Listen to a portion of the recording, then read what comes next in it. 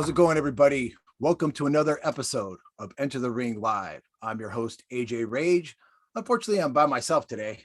Both my brothers, Mighty Mike and Eric the Red, are both a little busy today. But hopefully Eric the Red will be in soon. That'll be great. So let's go ahead and let's jump into some boxing. So over on the Fox pay-per-view this weekend, which was really the big event for this weekend, Frank Martin, young upstart who's coming up, improved to 14-0 with an impressive fourth round stoppage of Romero Duno. As many of you know, Romero Duno is the one that got starched in one round by Ryan Garcia. There was no embarrassment in that.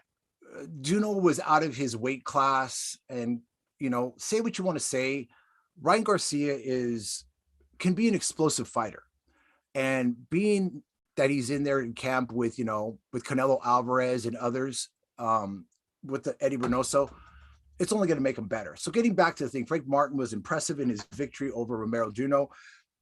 Don't really know where Romero Duno goes from this point.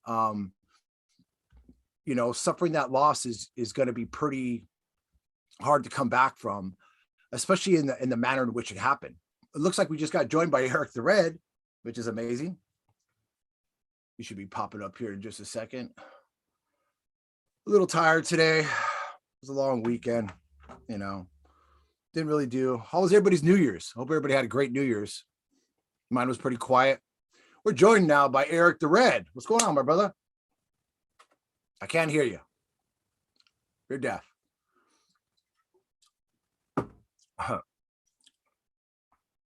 You there, Eric the Red?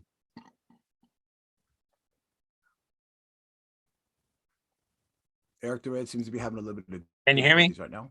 I can hear you now, my brother. What's going on, my brother? How you doing? Happy New Year, everybody. Happy New Year, man. Happy New Year. Happy New Year. How was your New Year's, brother? Before I get back, I was just starting off talking about that pay-per-view card that happened over on Fox pay-per-view. You mean the Snooze Fest? I thought it was, we might be a little indifferent in some of the aspects, but I was talking about the couple of things I was pissed off at. I mean, that first prelim. Hey, but first and foremost, how was your New Year's, brother? New Year's was good. So we every year we have a New Year's Eve party here at the business for the employees and their families, and it was good. We had a lot of food and a lot of drink, and people just had a good time. And that's great. We let the kids actually stayed here till late.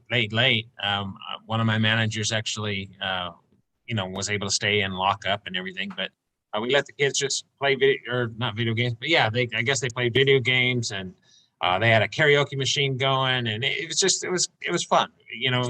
When you got a whole bunch of young actors and actresses as your contracted workers, that they're all extroverts, and it's awesome. They have I gotta say, I mean, you do such an impressive job over there with everything that you've done, bro. And I'm really excited about coming out there again to your place in Oregon and seeing some of your new theme rooms. But let's jump into boxing right now. So once again, I was talking briefly about the matchup between the hot prospect Frank Martin and Romero Duno. As you already know, Duno was stopped in the fourth round. Duno's other big appearance was when he got starched in one round by Ryan Garcia I think it was sometime last year, and I think it was at the bubble. But I don't really know where Romero Duno goes at this point. Maybe drop down in class. He doesn't seem to have the size or the strength to be able to handle that division right now. Not just taking anything away from Frank Martin. I know they were really high on him and stuff. I saw a lot of holes in Frank Martin. There was a couple moments there where Romero Duno was a little successful. What did you think of that fight? Quite honestly, I think that's the fight I fell asleep at.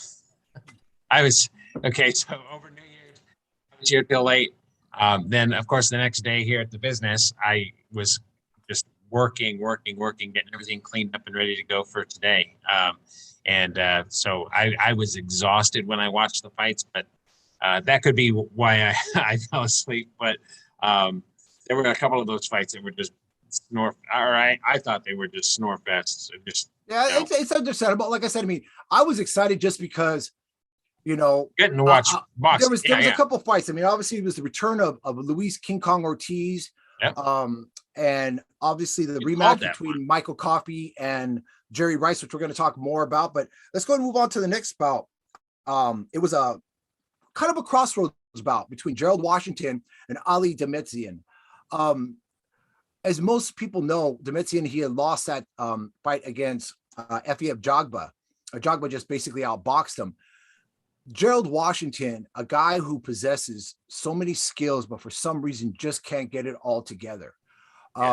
It was really hard to watch, especially I really respect trainer Buddy McGirt, and to see Buddy McGirt pleading with him, Gerald, you know, you got to do something. You got to do this. You got to do this. This is what we worked out in camp, because as some people may or may not know, Buddy McGirt was the trainer of Mad Max, the fighter who passed away last year due to brain injuries. So I wasn't, you know, surprised when Buddy McGirt pulled the trigger on Gerald Washington, because it just seemed like Gerald Washington, he was starting to look like he was starting to take over the fight. All of a sudden, he just ran out of gas. He looked in amazing shape, and just that was it. What did you think? What was your take on it? Same as you. Let's see. What number fight was that? Because I'm horrible with names, man. That was actually the second fight right after the right after the travesty. That I don't even want to talk about. We might talk about it briefly at the end and stuff. No, I want to. You know what I want to do, if it's okay? I want to talk about that ref. That ref should be banned. Yeah, he was. He was the ref in the Samuel Burgos. I've had an issue with Samuel Burgos on a few occasions, and one of the things I don't like about him is, I apologize, people, but we're kind of backtracking a little bit. We're backtracking a little bit to the Foss versus Kenzadi fight. The thing is that Igo, he's been successful in other fights, but this is a guy who I believe he's 33 or 35 years old. He's not going to get very many opportunities. You know, he had guys like Efie Jagba on the canvas, but ultimately was defeated.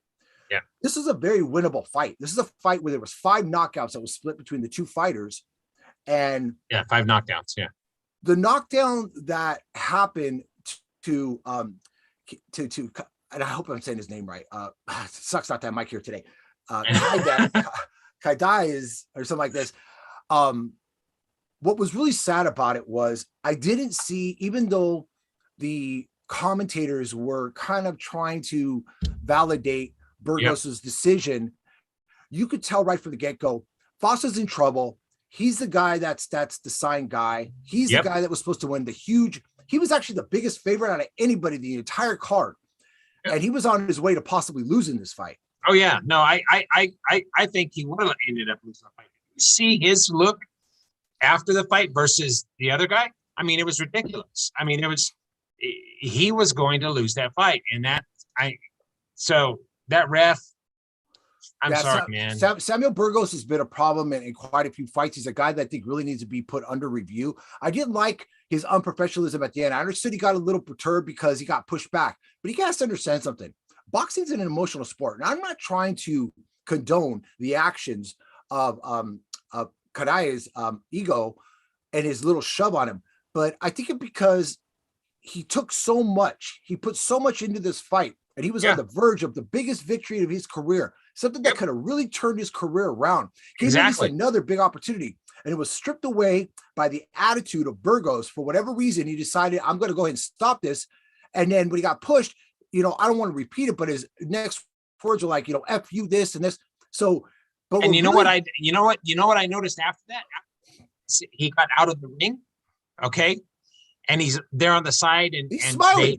He's smiling and laughing. It's no big deal to him. Laughing, and, you know, and this is something we've talked about so many times, is that the referees and the judges don't understand the impact of their decisions that they make at that moment and what it does to the fighter. So when the fighter kind of loses his head, a la Zab Judah and some other people that have done it in the past, you know, to them, it's just another project that they had to complete. To the fighter, you know, it's a part of their life. They got to go back to square one. Yeah. And I'm sorry, but I think I even told you and Michael on the text after that fight. I was like, I wanted to punch the freaking ref. I mean, I personally, if it was me in that ring, I would not have been professional. I would have floored his ass. I would have knocked him clean out. Take my money. Go ahead. Ban me. Well, and that's Whatever. why, You guys yeah. are going against me anyway. What the hell? Yeah, I was pissed. Well, I feel that's for why I that didn't fighter, have a man. problem. I didn't have a problem with Kaines leaving the ring. He didn't even wait for the announcement for the official decision, because he was like, it was bullshit, you know. So I'm out of here. I don't really care. Bullshit. You're gonna find me. You're gonna take what little bit of money you gave me and stuff. So be it. Whatever, you know. But this guy inside there is all hype. Now, would they give the guy a rematch? Absolutely not. It's not going to happen. You know what I'm saying? They're going to say, hey, we got lucky and we did what we did. But shame on Samuel Burgos for once again just being really bad at your job. You're getting right up there with Lawrence Cole. So you guys could be in that elite club of just shitty referees. He was the ref in that. Which other? There. Burgos? Yeah, and that night. Give me 1 second. I'll tell you. Was it the main event? No. Or the one right before the main event? It was Frank Sanchez fight. The Frank Sanchez. Okay. Did you notice? I mean, just the look on his face towards the fighters. One fighter he saw. The other one, he's like, you know. Oh, you saw right away. I mean, you saw right away. Yeah, and we'll get to that. You know, since we're talking on the subject, he was very abrasive towards Christian Hammer, the who came in on short notice. Short notice. Because Carlos Nagón, you know, obviously contracted COVID, so you know he had to pull out of the fight. Frank Sanchez, I mean, we can actually move into that fight. We can go ahead and move into that fight. But Frank Sanchez basically, you know, did what he had to do. You know, he's under that starred banner with the Reynosos. He works with guys like Canelo. That was one of the things that really impressed me. This event in Miami, Jesus, anybody was there. I mean, Canelo, Evander Holyfield, Riddick Bowe. I mean, the list went down. Yeah. It was such a big event that guys like Danny Garcia and Ugos were standing in line to get pictures with Canelo. It was ridiculous. Anybody was there. You know, I was like, how come we weren't there? You know, they didn't send us our tickets. They forgot again. Yeah, I know. But so we'll segue back into the break. Well, that fight, we're going to talk about the Hammer fight then. Yeah, well, we'll talk about that because that was actually the co-feature. We're kind of getting ahead of ourselves. Mike could be freaking livid right now if he was there. But so once again, hey, quick shout out to Michael. Hey, happy New Year, Mikey. Yeah, love you, brother. Happy New Year, brother. So once again, Gerald Washington ends up getting stopped by you know, Ali Demizian in the 8th round. At this point, you really got to ask yourself, where does Gerald Washington go? He's a guy who's looked spectacular in certain fights, and his fight, even most recent against Prince Charles Williams, a fight in which he got stopped with one right hand, you know, with a one-punch knockout. Sorry, it was a left hand. He was winning the fight. It's just really sad to see what's happened to Gerald Washington. You know, I know he's gone through a couple trainers. You know, he's new with Buddy McGirt, but you know, at the age that he's at right now and stuff, you know, at 39 years old, and you know, coming off of now 2 straight losses, you know, to Charles Martin, you know, who was obviously fighting in the main event, and Demizian. You know, it's kind of sad because, you know, this is a guy who back in 2019, you know, knocked out Robert Helenius, who's making huge noise right now in the heavyweight division. So it's, you know, he's a guy who had his opportunities and actually looked pretty good against Deontay Wilder, and now he's just on the dipping end. He looks shot. What was your take on that fight? You froze there for a second, brother. I didn't. No, I say, what was your take on the Gerald Washington Demizian as far as what do you think he goes from here? At 39, I mean, he's got to be retrained completely different.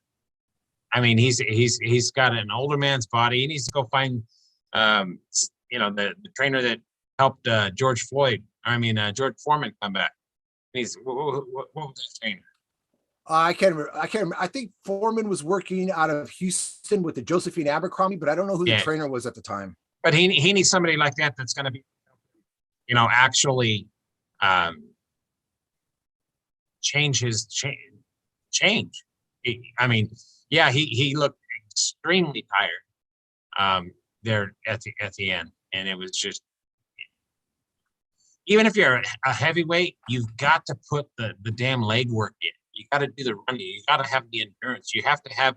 I mean, it's one thing to stand and hit a damn heavy bag, for 9, 10, 11, 12 rounds or whatever the case may be. But unless you're running and hitting the same, I mean, you're not going to do yourself any justice. The ones that will make, it's like what with Martin. Martin came in 9 pounds lighter on his fight, and he looked like he was going to do really well. Yeah. I mean, he just got. We'll talk about that. We'll talk about that in a minute. Yeah, but I'm just saying. But when you take the fight game serious and you work on your body and your endurance and things that you need to, I mean, look at these fighters today. Okay, so let's talk about the whole heavyweight division as it is, with the exception of Usyk. There's a bunch of slobs, man. Yeah, they're heavy. I mean, Martin looked like he was trim and he was, ready to go, but a lot of them are they're slugs, man. It's not like the days of Mike Tyson and hell, Muhammad Ali and Joe Frazier. Those guys actually, they worked out. They looked, they looked the part and they fought the part. And now you got a guy, he may be, like Fury, almost 300 freaking pounds. You get hit by somebody that weighs 300 pounds. They got a lot of mass coming behind that punch. So that's why they have all these things. But you know what?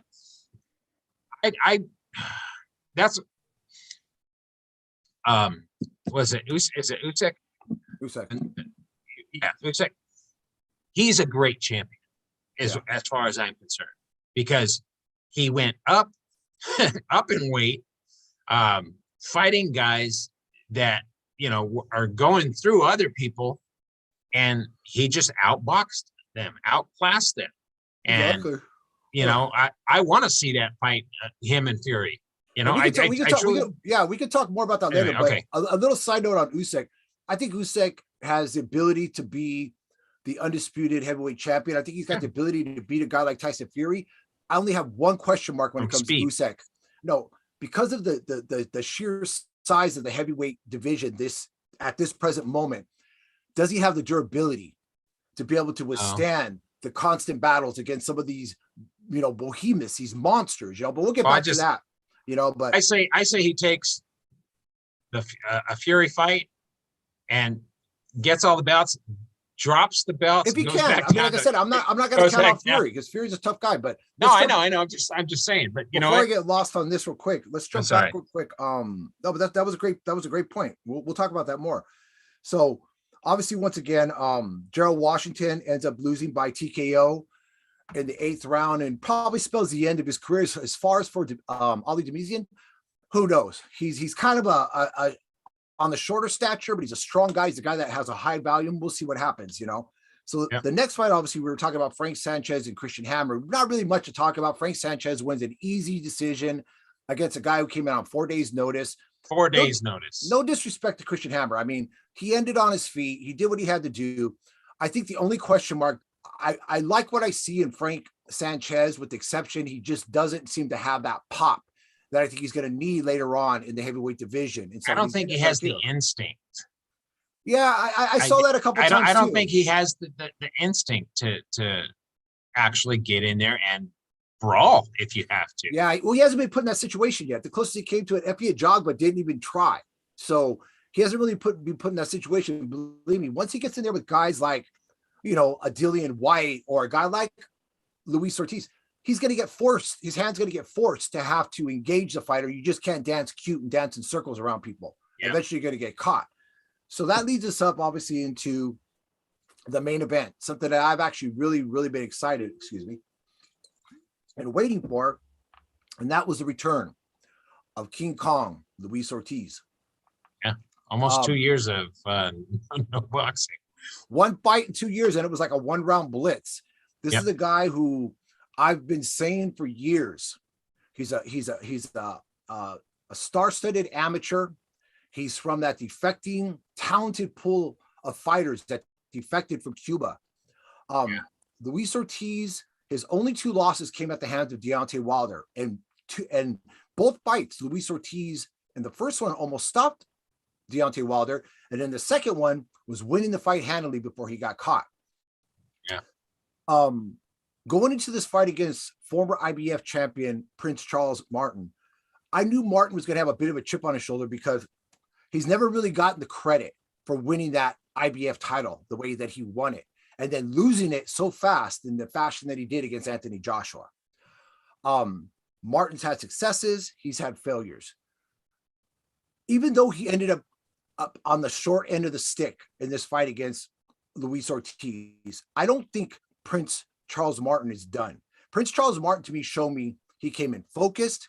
He was doing everything right. I think his major issue he's got right now is a trainer at hand in Manny Robles. I don't like to discredit certain people, but Manny Robles just doesn't have a clue what to do.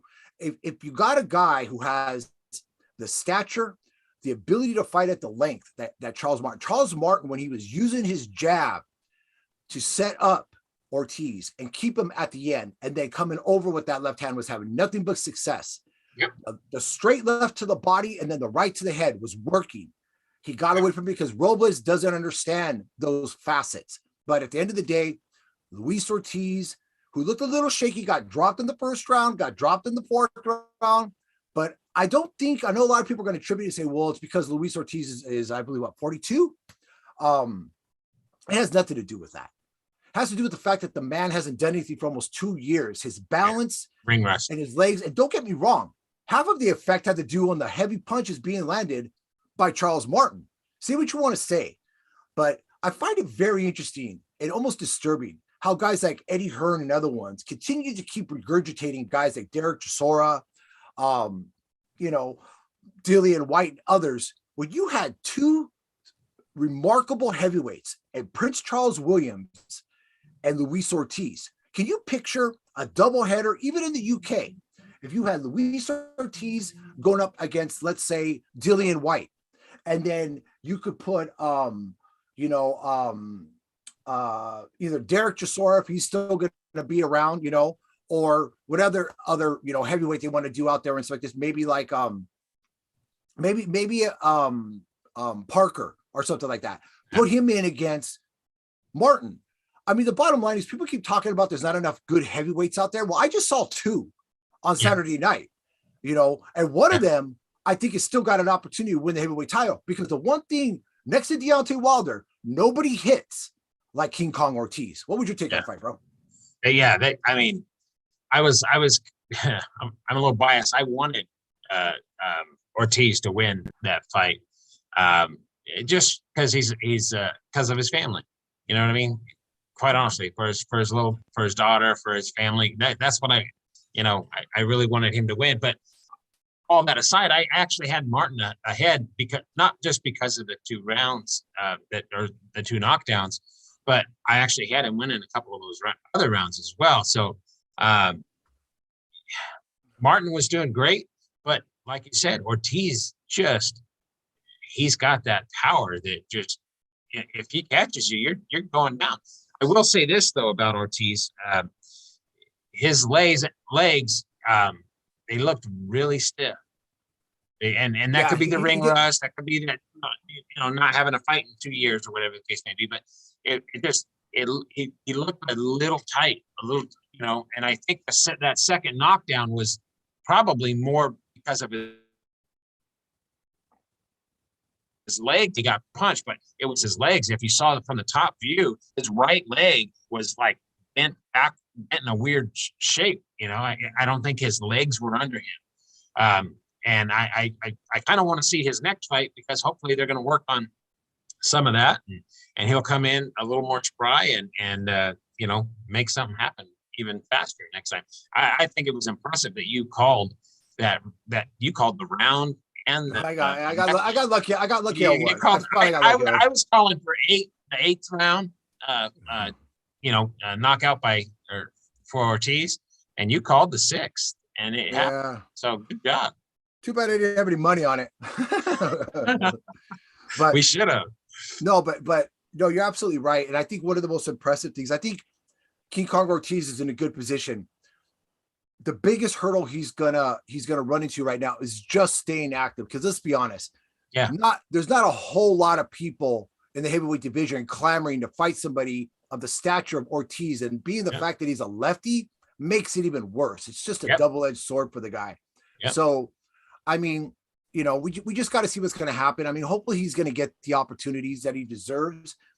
I think he's legitimately got some great fights out there that they could talk about. Because let's be honest, there's so much hype and so much talk about Andy Ruiz and what he's done and his fight and his remarkable victory over Anthony Joshua. But people are fast to forget how bad he looked in the rematch, and then how lucky he was in his return bout against Areola. Yeah.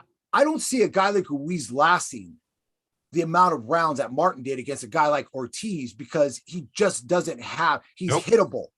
Martin is elusive. Because of his size, he was able to move out of the range of King Kong Ortiz. Ruiz isn't going to have that opportunity. So I can guarantee the Reynosos or Ruiz's management are not looking at somebody like King Kong Ortiz, which is unfortunate. So King Kong Ortiz his pickings are going to be slim.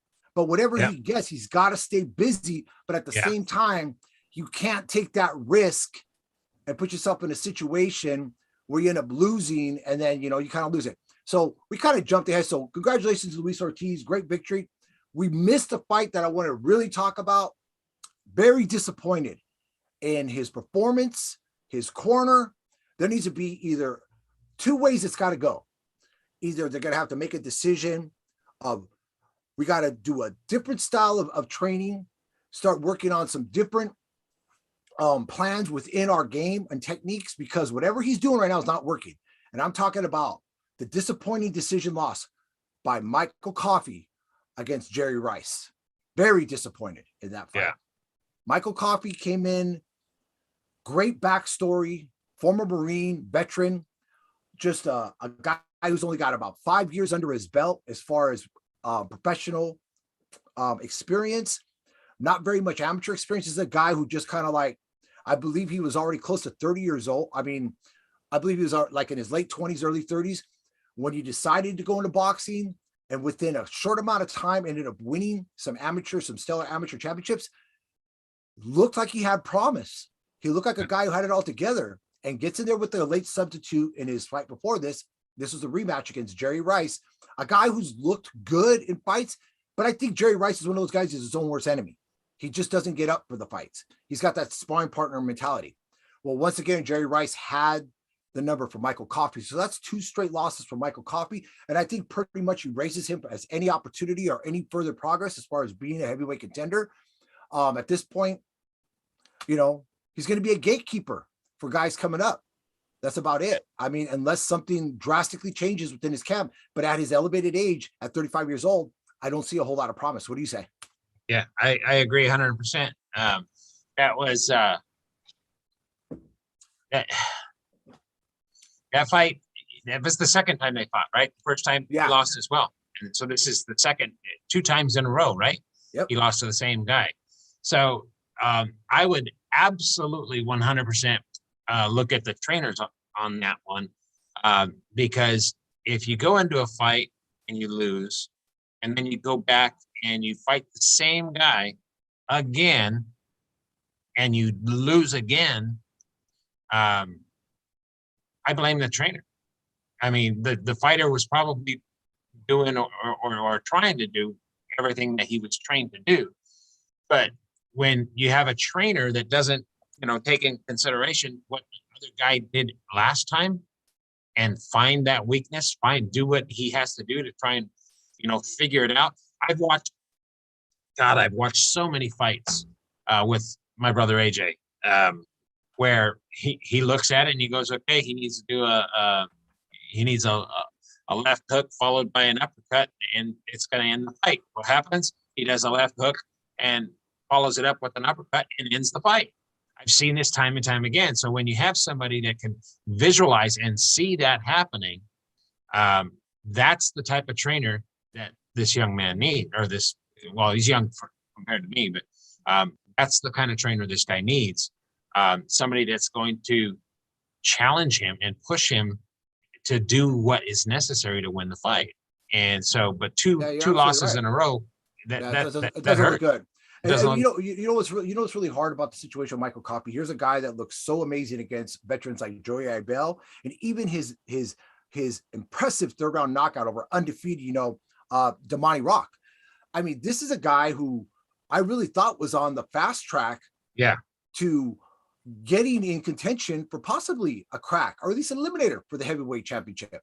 Yeah, and it just shows you can't ever underestimate your opponent. But in the situation with Michael Coffey is, I see his corner, and his corner is pleading with him to do this and do this, and I'm thinking to myself, Michael Coffey's got this look on his face like, well, we didn't work on this and this and this. Yeah. So you just can't start pulling shit out of your hat and saying, okay, we're going to try this, we're going to try this. That's the wrong place and the wrong time to start that. This should have already been forethought. Yeah. I think that's what you got to have your plan A, your plan B, your plan C. And then a plan B, if none of those three work, you actually have to have those type of game plans. I talked to you about, Eric, about recently, I applied, obviously for my trainer's license, it's something I'm thinking about, pursuing more, getting, I've had a lot of people tell me, maybe it's time for me to start going into that facet. But if I was a trainer of Michael Coffey or a trainer of any fighter, what a few things that you really have to consider in order to properly prepare your fighter for his upcoming fight, especially if it's against a guy that either he lost to or is unknown. When the fighter is unknown, that's just as dangerous as a fighter that he lost to, because you don't know what the person's going to bring to the ring. It's not somebody that you're familiar with. You didn't fight the guy in the amateurs. You don't have, 20 hours of tape on the guy where you can actually see stuff. He's just coming out of the great unknown. You have to not only work on your offensive prowess and work on your defensive shield, you have to put yourself in a situation where, what happens if we're down on the cards? What happens if we get hurt? What happens if we got to get off the mat? What do we do at that point? Because in the situation with Michael Coffey, when it was working, he looked like he was taking the right steps forward. But as soon as it stopped working, he was lost. And his corner wasn't giving him anything. They didn't have a secret trick or something that they could have done. And one of the biggest mistakes he was doing was turning, go from orthodox to go to lefty. I had no idea why he was doing that. Probably his corner told him, listen, why are you doing this? It doesn't make any sense. And to me, that's just a trait of a fighter who's completely desperate. My heart goes out to Michael Coffey. Like I said, genuine guy, great backstory, but I don't see a big future in boxing for him at this point. Unless you get a new trainer. But even at the age of 35, it's going to be. You know what? Hey, you know what? You would have fought at 35. I would have fought at 35. I would have got my ass kicked. But, something. He's a Marine. Once a Marine, always a Marine. You know what I mean? I look at my brother and I think that's why he kept himself on his feet through the 10 rounds, because he wasn't Marine. He has so much heart. Yeah. But I look at my my brother who recently passed, Rick. Marine to the core. And this is a guy that with a busted back would still knock me upside the head if I said something wrong. You know what I mean? Yeah. But that's the internal fortitude that somebody like Coffey would need to have, and he has that as a Marine. He can go back and he can actually. I honestly think he can do something, but I think he really needs to go back and find a trainer. Quite honestly, that is going to push him, and like a drill sergeant would. You know what I mean? When I went into the military. I didn't know I could do 100 push-ups in no time flat. It wasn't until you were pushed. It wasn't until you were, I couldn't run a 12-mile run before until you were pushed, until you were forced to do it. And that's the type of trainer he needs. He needs somebody that's going to be in his face, train him, teach him, and make him feel like the soldier that he is, or the Marine that he is. And when he gets in that ring, guess who gets in that ring? Not just a boxer, but a boxer soldier. And you know what? Ain't nobody going to put a Marine down or an Army soldier down if they are actually in that mentality. and I know. No, you're absolutely right, bro. And I just think, like I said, I mean, it's unfortunate, especially when you got, it looks like you got all the tools. Conditioning should never be an issue because, being a former service member, none of these things, the attitude, everything's all there. Everything's checked. All the boxes are checked. It was the tools. Except for one thing. He just doesn't have the experience. That lack of experience finally caught up to Michael Coffey in the form of Jerry Rice. And it's unfortunate. Wish him the best. Hopefully we'll see him again. Maybe he can make a turn. We'll see what happens. So let's go ahead and talk about some fights that are one fight in particular that's coming up here. Which one? Well, we have some time. And that's the return of Joe Smith Jr. He's going to be going up against Callum Johnson on the 15th. This is a weird fight for me because for a couple of reasons that I'll just tell you real fast. I didn't feel Joe Smith Jr. won the title against Alvarez. I felt he lost the decision.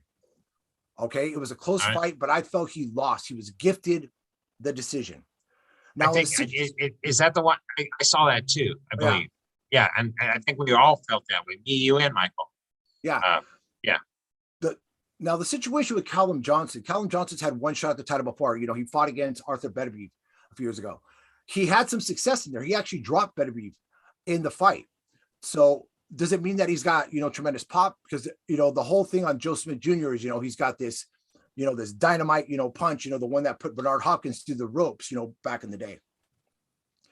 Joe Smith Jr., you got to love him. He's a guy with a great backstory, great guy, hardworking guy.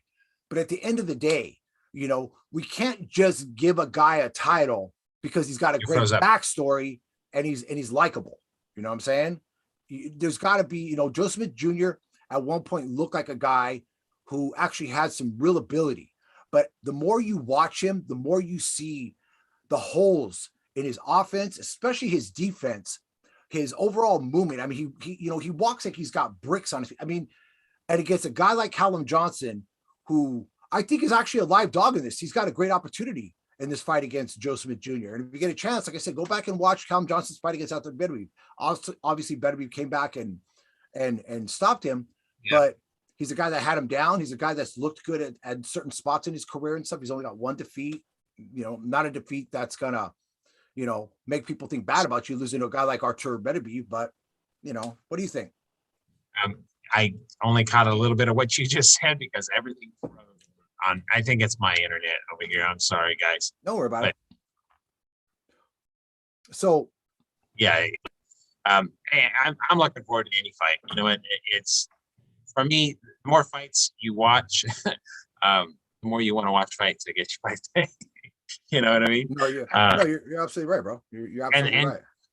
And you learn more as you're watching these fights, if you're paying attention, and you're watching not only the fighters but the refs, and then you're watching the scorecards. See, a lot of people they don't really look at, oh well, it was a unanimous decision, but was it a unanimous decision? 118, 111, or was it really a unanimous decision? 116, 115, or 116, 114. You know what I mean? So it kind of gets your head in the game, seeing what these what the referees are doing, what these judges are doing. To me, it's sad when you see, even if it's a unanimous decision, and you have two judges with similar scorecards, and the third judge is completely in left field and has somebody, or completely in left field. It's like, what were they watching? Why? I'm sure that Showtime and DAZN and all these different promoting companies out there, they can get better judges. You know what I mean? Yeah. Why don't they do that? You know what I mean? Take the time to actually look at the judges' prior or history, I guess you might say.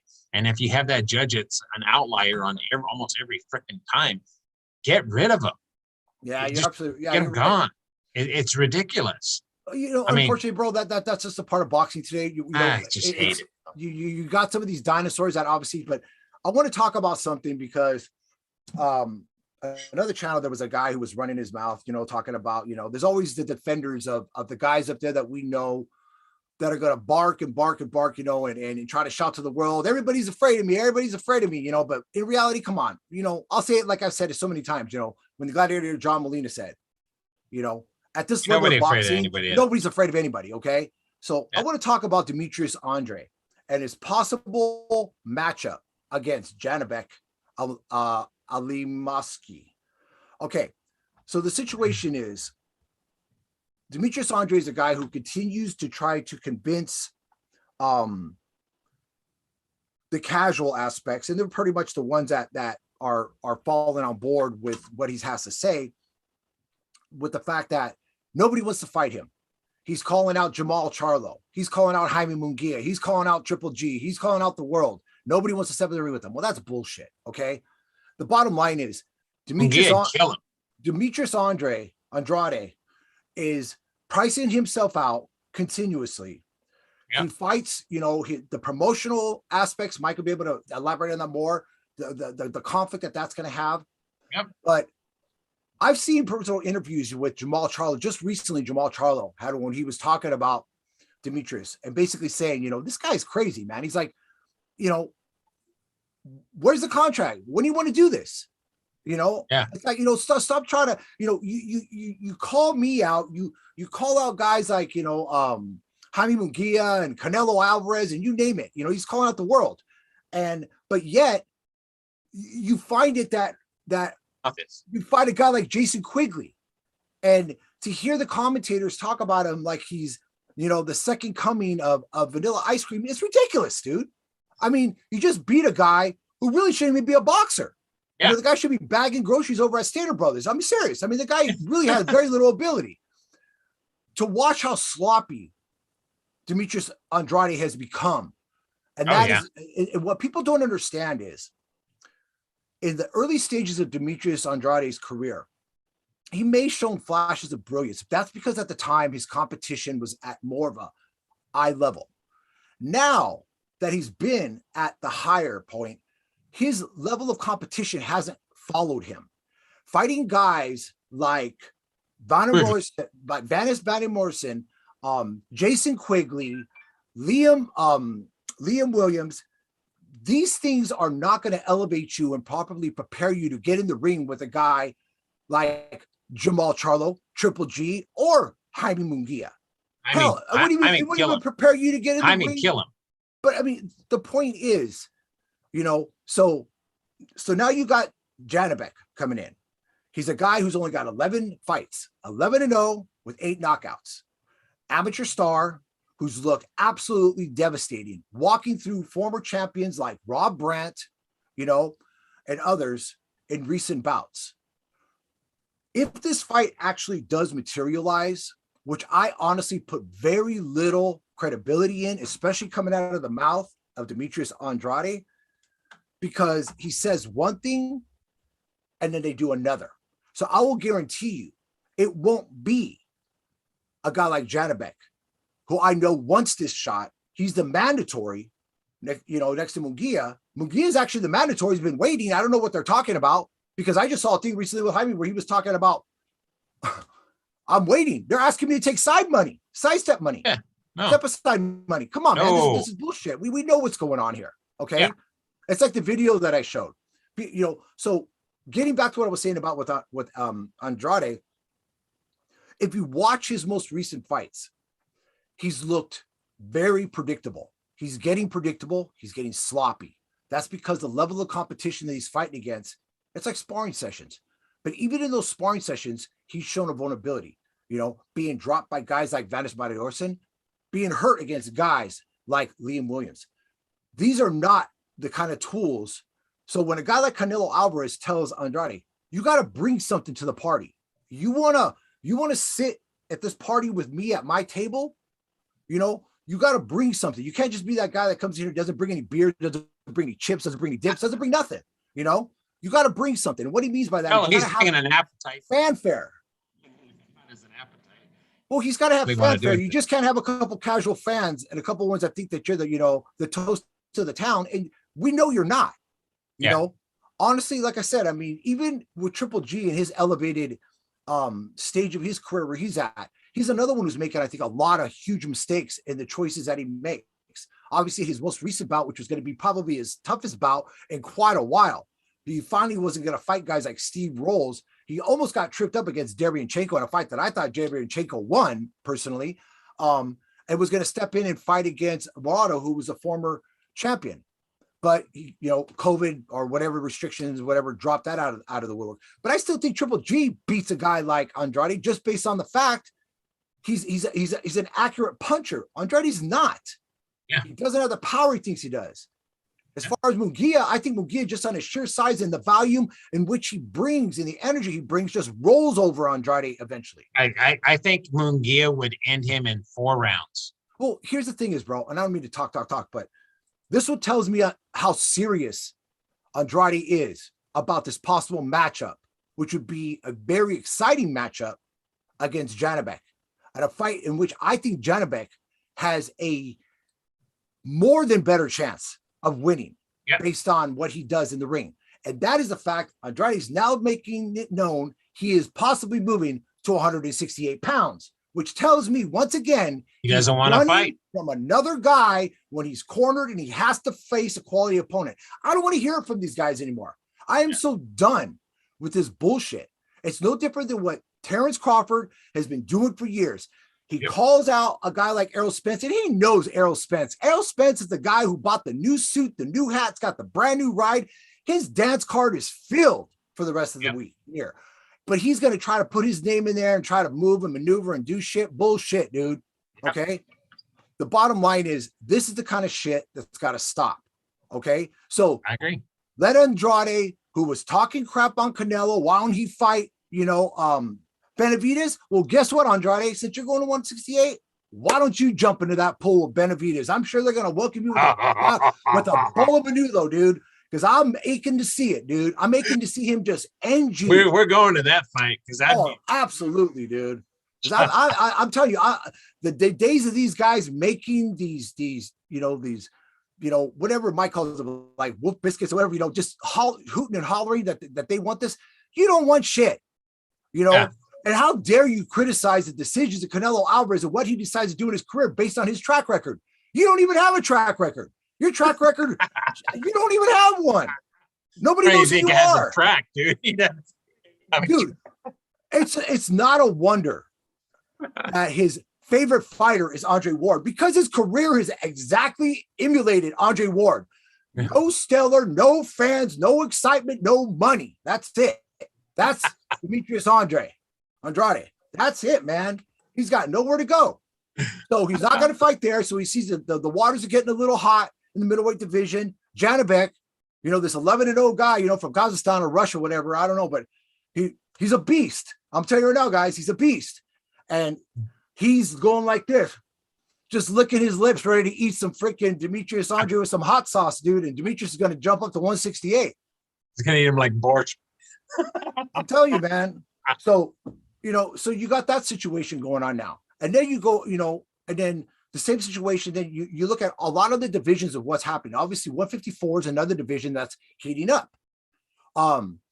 You got your champions in Jamel Charlo and Brian Castano. They tried to unify. They ended up going to a draw. I know a lot of people felt Castano. I felt Castano won too, but I wasn't hurting about a draw because I could see there were moments. You got the emergence of Tim Tszyu, who's burning up the division right now. His most impressive victory just recently against that was Inoue, really good. Which he looked really, really, really amazing. Really good. You got Sebastian Fandora, who I'm still going to be high on. Wasn't a stellar performance, but you look at Fandora's level of competition, and Fandora admitted it after the fight. He said, hey, we tried something different. That's what it is. He is going to go back to what he did before. Yeah. So he'll be fine. He's always going to be a problem for whoever he fights because it's not easy fighting a guy who's 6 foot. What is he? 6'6", 6'7" is ridiculous. 8'6", 8". I don't know. It is, yeah. So you have those situations going on right there. It just depends on the level, because at the end of the day, people are gonna criticize Sebastian Fandora for his performance, but they're gonna forget who he fought against. Yeah. Sergio Martinez. This guy is undefeated. This guy is a guy they're talking about a future champion, and he beats him. Yeah. Okay. So, you know, Decent try and do it. So, yeah. it's just mind boggling. It's the same situation. I'm just going to jump through some of the divisions. So we got the welterweight division. Obviously, you got, you know, Errol Spence has got his upcoming fight against, why am I losing my head? Well, Keith Thurman's back in the mix with his fight coming up against Mario Barrios. Mario Barrios, obviously, as many know, former 142-pound champion, was stopped by Gervonta Tank Davis in a fight that I thought really made Davis look like he was the next big thing. But then after really watching the fight and realizing that Davis has been on the short end of the stick in his last few fights. He was losing the fight against Leo Santa Cruz. He was losing the fight against Mario Barrios. He was definitely in a tight battle with Isaac Cruz. So at no point, even though Tank's come back and won in all those situations, with the exception to Isaac Cruz, there's still a lot of debate whether or not, I just don't think Isaac did enough. I think Tank eked it out, but it was close. And I think in a rematch, there could be a different outcome. Oh, yeah. Know? But we'll see. But I mean, the point is, you've seen the vulnerability there. Errol Spence has obviously got his, you know, he wants to unify. There's talks with him unifying against Orlando Ugas, which would be a great fight. I'm going to say it again. Don't count Ugas out. Nobody gave him a shot in hell when he was a late substitute for Manny Pacquiao. Even at Manny Pacquiao's elevated age, he's still Manny goddamn Pacquiao. All right. Yeah. He proved it against Keith one-time Thurman. So, I mean, you know, so we know that's at in that. Then we go down to the 140-pound division, and Josh Taylor, who's the unified champion, workman champion, you know, heart of a nation, done it all right. But sitting at the gate after he, you know, he's got his next fight coming up against his, who really cares, you know, the local product. He's got a demon, a monster, a guy who's, you know, got a back full of fireworks, and Chon Zepeda waiting right there. You know, Chon's not going to take no more side money. Chon's done with the talk. Beautiful. You saw it in his fight against Jose Vargas. Yep. The guy ran his mouth, being, you know, humiliated, you know, being disrespected even by his own promotional company, by the entire team. Everybody there was basically like, you know, this is the revealing of Jose Vargas and the sayonara to Chon Zepeda. I can tell you one person who was rooting for Vargas. I'll guarantee you Josh Taylor was rooting for Vargas, because like I said, I went back and watched the Ramirez fight again, and I'm not saying Josh Taylor did it, but Ramirez was having his ways at spots in that fight and was hurting Josh Taylor. Yep. Ramirez is not the hitting machine that Chon Zepeda is. Yep. Chon is a selective puncher. You're seeing it more and more in these fights against Baranchak and now against Jose Vargas. He picks his spots, and when he lights that firecracker, it explodes. You know? It's awesome. That's going to be, yeah. So Chon, I love the fact that he's not taking any more step aside money. We hope. I mean, that's got to do with the promotional thing, because you can't tell me you can't sell that fight. Yeah. And it's not going to hurt Chon to go to England, because he's been there before, even though it was a losing situation when it was that freak accident when he hurt his arm against Flanagan. Yeah. He's not afraid. He's got to go wherever he's got to go. I would love for him to get out there. He would have to put him down. The judges, the referees. I mean, you're having a fight against. Oh, you got to knock him out. It's got to be a knockout. He's going to have to knock him out, and he will. Chon will. Chon will knock him out. Well, like I said, I mean, I think Josh Taylor he's a tough guy. Yeah. He does a lot of things really good, but he doesn't do anything spectacular. He's got decent movement, but he's hittable. You look at even his fight against Ramirez, who looked the worst to wear at the end fight? I mean, Josh Taylor's face looked the worst to wear. I know he always gets kind of a little banged up. Same situation happened when he fought against Regis Prograis. But the thing is that, you know, a lot of people gave shit to Chon in that drawn out give and take battle that he had with Ivan Baranchak. But those are the kind of moments that you need in your career to really define and find who you are as a fighter. Yeah. Yeah. Every time Chon got himself up off the canvas was just giving him a little bit more positive energy that he needed, that I belong here. He showed, now, you know, he said it too. You know, I couldn't really get up for the Hank Lundy fight. It's hard for me to get up. But when they put me in with this young punk that's you know, basically trying to, you know, humiliate me, disrespect me, I'm going to make a point. But what really I think got under Chone's skin was the fact that his brother wasn't at his corner. His brother got sent, is the one that got booted out, yeah, criticized and got in trouble from the commission, when it was really Jose Vargas's people that were doing, this insurrection, you want to call it, or whatever the hell it is. But the bottom line is he made short work of it. I mean, Jesus Christ. I literally opened up my bag of Taco Bell, grabbed one soft taco, put a little bit of half the sauce on, and the fight was over. I didn't even get to drink one drink of my freaking Baja Blast. I was like, holy shit, that was fast, dude. God damn, dude. I knew he wasn't getting up. That was it. He did get up. I wish I gave him credit, but it is what it is. But I think that's it, bro. We're over right. a little bit. I'm tired. I rambled. I had to go off, dude. No, that's fine. Hey, brother. I love hearing you talk, brother. Honestly. It's pretty awesome. I learn a lot from you every time. I don't know. Every time you talk. I think I spend too much time by myself. Except how to pronounce people's names. You know what I mean? That we got to get Michael involved because he knows all the dialects or whatever it is. I don't know. You're absolutely. I'm just the man on the street, so you know what? No, but you're doing a great job, bro. And like I said, we got some great events coming up soon. We got some really big news coming right here on Enter the Ring Live. Some huge format changes, some other aspects of our show that I think are going to be really innovative. The only way to really to separate yourself from others is by giving the people, you the fans, not only a opportunity to be entertained in the sense of catching up on some of the action that maybe you missed based on the fact we live in crazy times, but actually maybe learn something and maybe even be able to learn something where you could teach something later on. That's our focus here at Enter the Ring Live. Yep. We're not going to say that everything that we say is spot on, but we know the sport. We've loved the sport since the day we opened up our eyes, took a fresh breath, our first breath of air, and pissed in a toilet. We love this sport of boxing, believe me.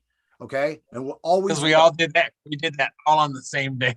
Exactly. Whatever it was, But like I said, well, I guess, why don't you go ahead and take us out, brother, man?